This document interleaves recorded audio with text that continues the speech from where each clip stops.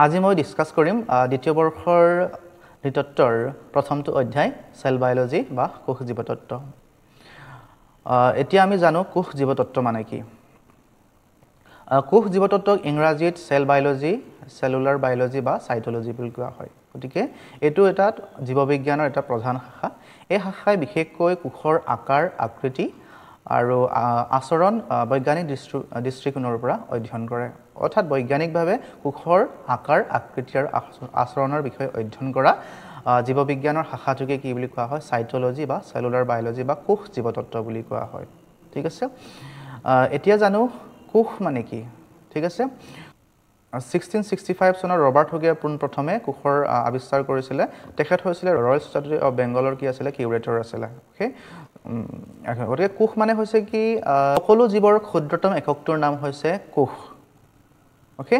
So লোই আৰু সিকেভিচৰ মতে লোই and সিকেভিচৰ ডেফিনেশ্যনটো যদি আমি চাওঁ তেতিয়াহ'লে তেওঁলোকে কৈছে কি cell is the smallest unit of fundamental structure which is capable of independent existence and self reproduction in a suitable environment.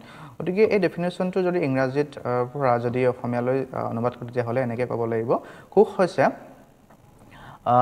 সকলো জীৱৰ ক্ষুদ্ৰতম মৌলিক গঠন আৰু কাৰ্যৰ একক যিয়ে উপযুক্ত পৰিৱেশত আত্মপ্ৰজনন আৰু অস্তিত্ব বজাই ৰাখিব পাৰে। ঠিক আছে?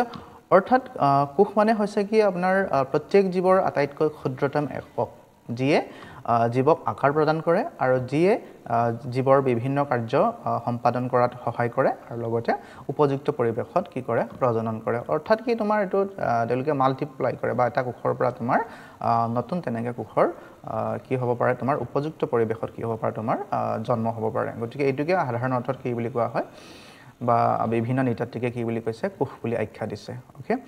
এতিয়া আমি জানো কোষৰ প্ৰকাৰ। ঠিক আছে?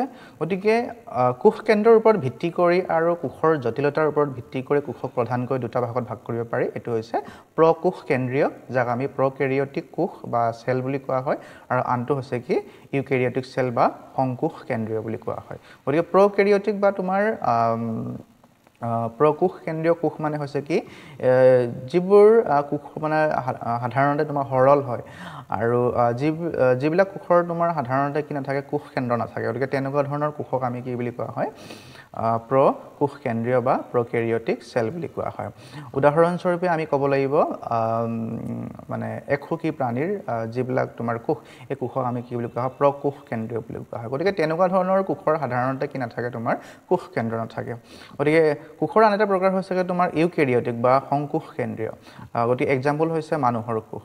অৰ্থাৎ আমি এনেকৈ ক'ব পাৰোঁ যিবোৰ কোষৰ তোমাৰ সাধাৰণতে কি হয়? জটিল হয় আৰু তোমাৰ কোষ কেন্দ্ৰ থাকে। গতিকে তেনেকুৱা ধৰণৰ কোষক আমি কি বুলি কোৱা হয়? সংকোষ কেন্দ্ৰীয় কোষ বা তোমাৰ ইউকেৰিয়টিক সেল বুলি কোৱা হয়। এতিয়া আহোঁ মানুহৰ কোষ।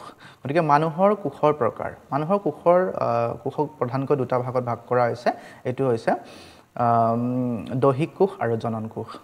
দৈহিক কোষ মানে কি? তেনেকুৱাবোৰ কোষ যিটো আমি মাইট'চিছ কোষ বিভাজনৰ মাধ্যমেৰে এই কোষবোৰ সৃষ্টি হয়। উদাহৰণস্বৰূপে আমি ক'ব লাগিব ৰক্তকোষ, মাংসপেশী আৰু স্নায়ু কোষ। আনহাতে তোমাৰ প্ৰজনন কোষৰ উদাহৰণ হৈছে পুৰুষৰ লিংগ কোষ অৰ্থাৎ শুক্ৰাণু আৰু মহিলাৰ তোমাৰ লিংগ কোষ অৰ্থাৎ ডিম্বাণু। ঠিক আছে? গতিকে আজিৰ ক্লাছটো ইমানতে সামৰিছোঁ।